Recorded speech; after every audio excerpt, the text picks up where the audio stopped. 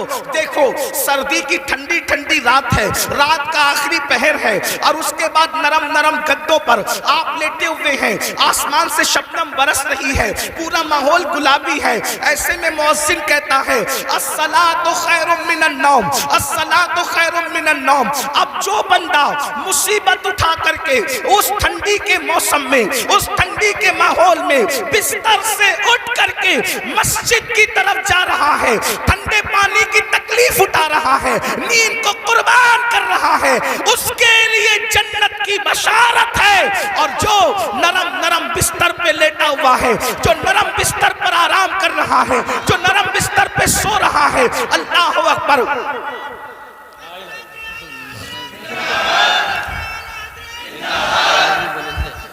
زندہ باد، ماشاءاللہ۔ کوشش کریں کہ نعرے کی بجائے میری بات سن لیں۔ بات جب پوری ہو جائے دیکھ لینا۔ آپ توجہ فرمائیں، جس نے 10 منٹ نیند کی تکلیف اٹھائی، جس نے ٹھنڈے پانی سے وضو کیا اور بستر چھوڑ کر مسجد گیا، مصلی پر آ گیا، اس کے لیے جنت کی بشارت ہے۔ یاد رکھنا، اب توجہ کریں، 10 منٹ کی تکلیف نے ہمیشہ کی تکلیف سے آزاد کر دیا، اور جو بستر پہ فجر کی نماز میں سوتا پڑا رہا اور عیش اور آرام کرتا رہا، اب اس کے لیے جہنم کی آگ ہے۔ بتاؤ عقل مند کون ہے جو 10 منٹ کی تکلیف اٹھا کر ہمیشہ کی راحت پانا چاہتا ہے، یا 10 منٹ سو کر کے جہنم کی آگ کا ایندھن بننا چاہتا ہے؟ عقل کہاں گئی؟ ہر انسان کیا چاہتا ہے؟ تھوڑی تکلیف اٹھا لو، ہمیشہ کی راحت حاصل کر لو۔ تو اللہ نے جنت کو سمیٹ دیا ہے، اللہ نے جنت کو لپیٹ دیا ہے، تکلیفوں میں، مصیبتوں میں، اور اللہ اکبر مشقتوں میں، امتحانات میں، آزمائشوں کے اندر۔ اللہ اکبر، کیا آپ نہیں دیکھتے میرے آقا صلی اللہ علیہ وآلہ وسلم کے دیوانوں، رمضان المبارک کا پیارا مہینہ ہے، صبح صادق سے لے کر کے غروب آفتاب تک کے بھوکے رہ لو، پیاسے رہ لو، اور وظیفہ زوجیت سے محفوظ رہو۔ اللہ اکبر، یہ چند گھنٹوں کی مصیبت اٹھاؤ اور پھر اس کا صلہ کیا ملے گا؟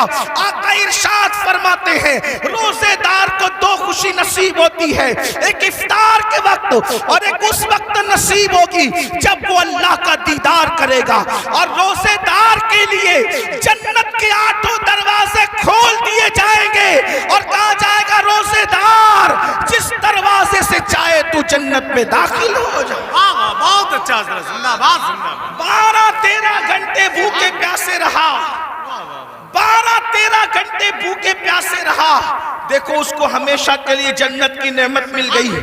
اور اگر 12-13 گھنٹے بھوکے پیاسے رہنے کی ہمت نہیں، وہی عیش جو اور دنوں میں تھے، وہی کھانا جو اور دنوں میں تھا، رمضان شریف میں کھاتا رہا، گٹکا کھاتا رہا، سگریٹ پیتا رہا، پانی پیتا رہا، حوج موج کرتا رہا، بولو چند گھنٹوں کی وجہ سے اب وہ جہنم کا ایندھن بنے گا کہ نہیں بنے گا؟ تو یاد رکھنا، جنت کو محنتوں سے لپیٹا گیا ہے اور جہنم کو عیش و آرام سے۔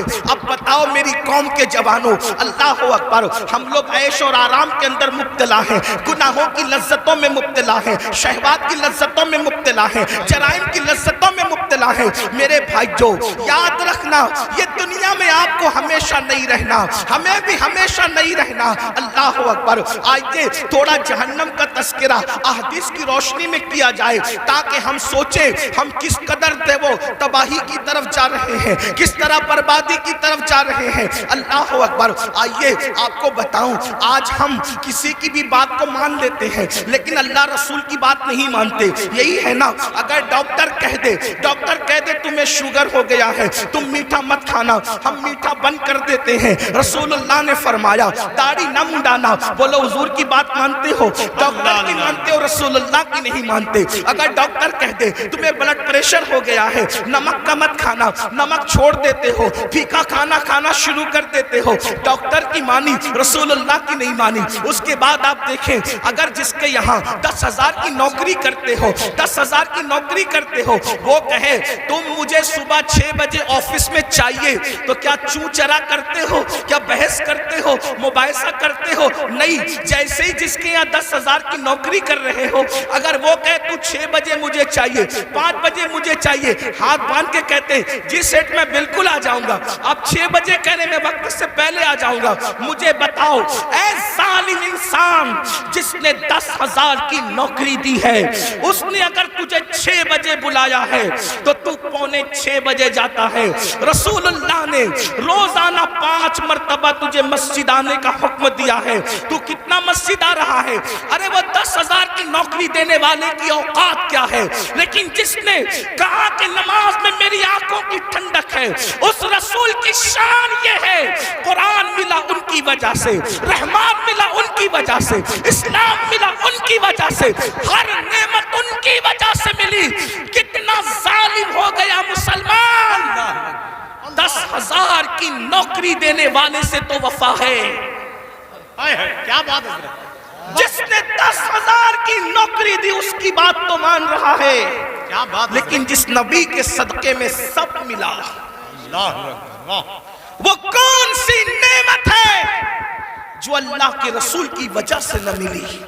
کیا بات ہے حضرت، سبحان اللہ۔ ہر نعمت انہی کے صدقے میں، ہر نعمت انہی کے وسیلے سے، ہر نعمت انہی کے واسطے سے۔ میرے امام فرماتے ہیں خلق کے حاکم ہو تم، رزق کے قاسم ہو تم سے ملا جو ملا، تم پہ کروڑوں درود، تم ہو جواد و کریم، تم ہو رؤوف الرحیم، بھیک ہو داتا عطا، تم پہ کروڑوں درود۔ اپنا مسئلہ کیا ہے؟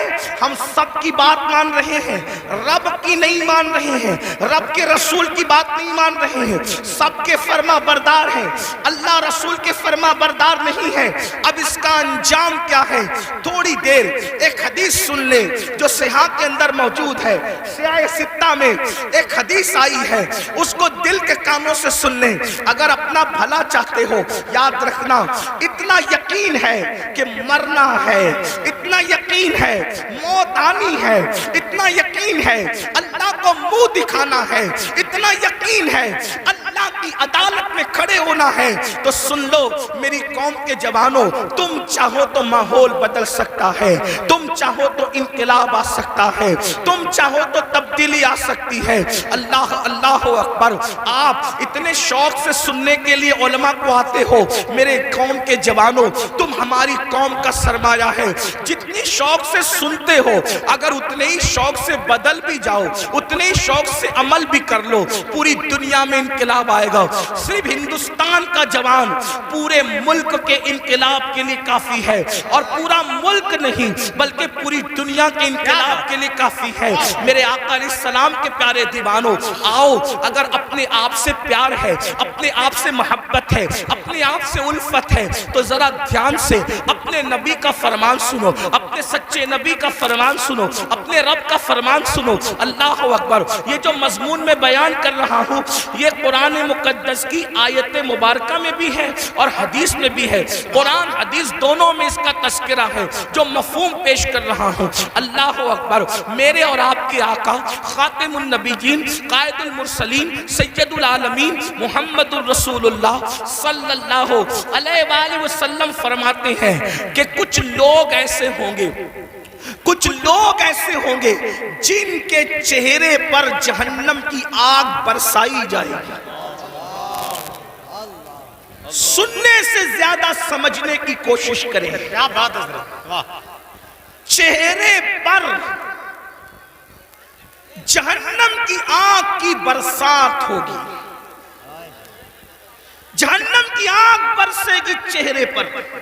تھوڑی دیر سوچو، غور کرو، انسان کے پورے جسم میں سب سے نازک ترین اگر کوئی عضو ہے اس کا چہرہ ہے، اس لیے کہ اس چہرے میں بہت سارے نازک اعضاء ہیں، آنکھ، کان، ہونٹ، زبان، یہ ساری چیزیں، بلکہ یوں کہہ لیں اگر پورا جسم ہو اور چہرہ نہ ہو کچھ نہیں ہے، ہے نا؟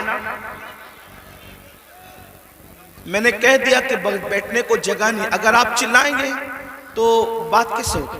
دیکھیے آپ میرے صبر کا جتنا چاہے امتحان لے سکتے ہیں، میں آپ سے کبھی ناراض نہیں ہوں گا، نہ غصے میں آؤں گا، لیکن اتنا ضرور ہے کہ یہ محفل پوری دنیا دیکھ رہی ہے۔ اگر آپ اسی طرح ڈسٹرب کریں گے تو کئی محفلیں ایسی ہوئی ہے کہ جب لوگوں نے چلایا تو محفل ختم کرنی پڑی، اتنے سب لوگ سکون سے سن رہے ہیں، صرف ادھر 4-6 لوگ چلا رہے ہیں بس۔ اگر میں تقریر یہیں ختم کر کے چلا گیا تو پوری محفل آپ کو بد دعا دے گی، اور کوئی بد دعا دے یا نہ دے، حضور کی محفل میں اگر آپ گڑبڑ کر رہے ہیں تو حضور نے اگر آپ کو گھور کر دیکھ لیا، توجہ کرنا، اگر آقا نے گھور کے دیکھ لیا تو دنیا اور آخرت سب برباد ہے۔ اگر آپ کو مجھے دیکھنا ہی تھا تو آپ پہلے آ کر کے آگے بیٹھ جاتے نا۔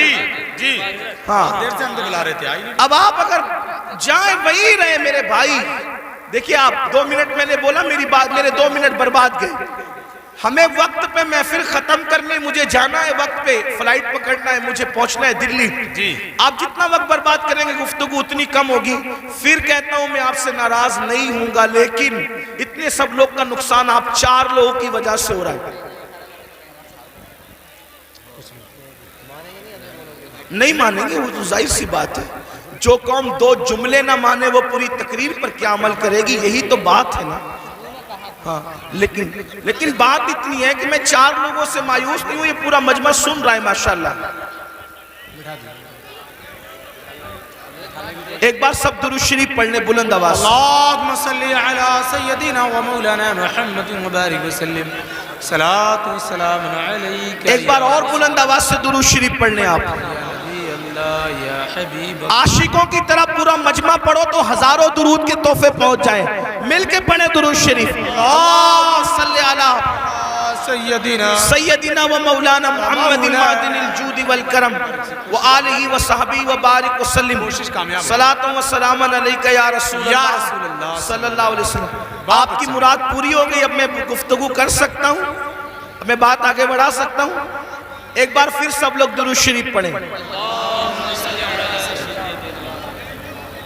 بیٹھ جاؤ یار۔ صلاۃ و سلام علیک یا رسول ایک بار پھر درود شریف پڑھیں بلند آواز۔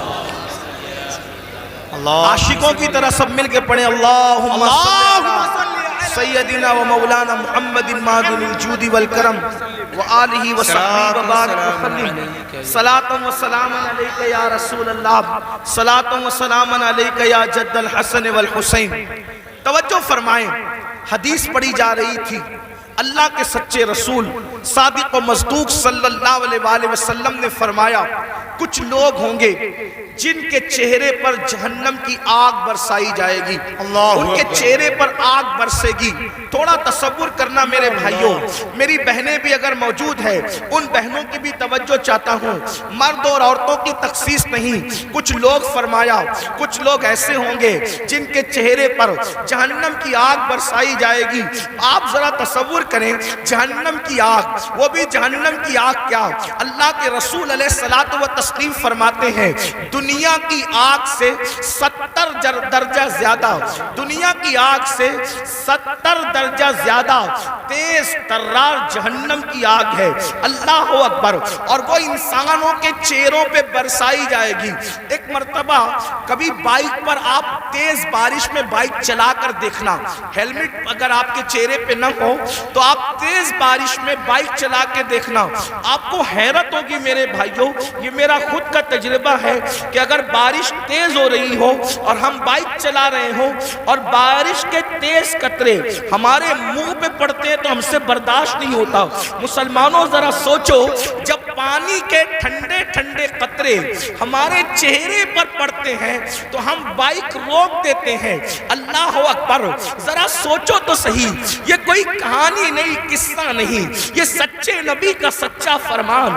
ذرا تصور تو کرو میرے بھائیوں، ذرا تصور تو کرو میری بہنوں، جو قوم اپنے چہرے پر پانی کے ٹھنڈے ٹھنڈے سکون دینے والے قطروں کی چوٹ برداشت نہ کر سکے، جب اس چہرے پر جہنم کی آگ برسے گی، اس وقت ان چہروں کا حال کیا ہوگا، اس وقت تو ان چہروں کی کیفیت کیا ہوگی؟ اللہ اکبر. اندازہ فرمائے صحابہ کرام نے پوچھا یا رسول اللہ جن کے چہروں پر جہنم کی آگ کی برسات ہوگی